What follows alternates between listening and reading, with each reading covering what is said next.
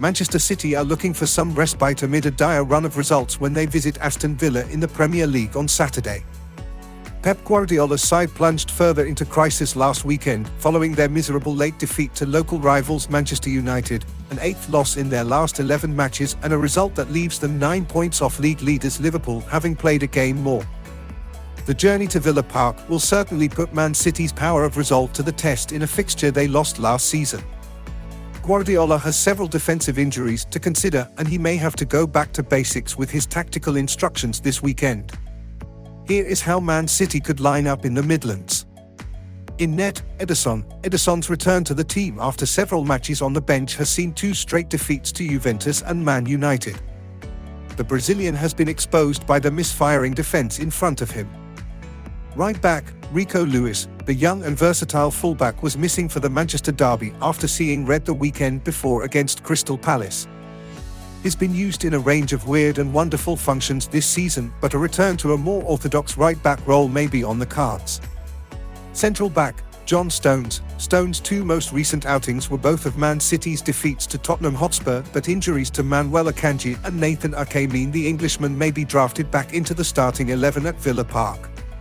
Central back, Ruben Dias. Even the defiant and usually imperious Dias hasn't been able to resolve Man City's defensive issues. The Portuguese is the best of an out-of-sorts backline at present, and things could have been much worse without him.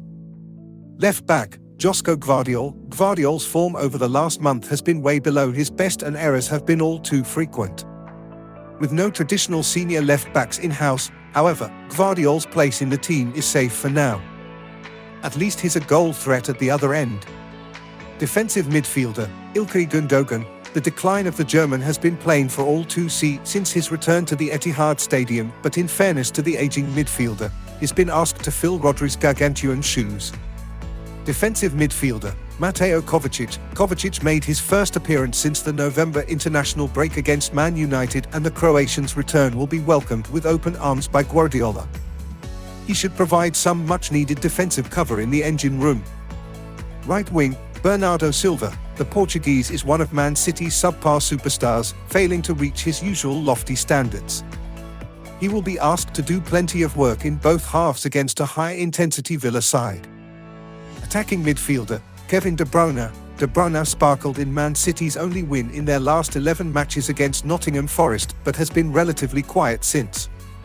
The reigning Premier League champions desperately need his wizardry on Saturday. Left wing, Jeremy Doku. Often looking both unstoppable and ungainly simultaneously, Doku may be unleashed as a diminutive battering ram on Saturday. He should sprint relentlessly down Villa's left-hand side. Striker, Erling Haaland. The Norwegian had just 21 touches during the Manchester derby, 3 more than he enjoyed against Juventus in the Champions League. If he's not involved, he simply has to be scoring, but Man City's general lethargy means that hasn't happened too frequently in recent weeks. Kick-off at Villa Park 12:30 p.m. tomorrow, Saturday, December 21st.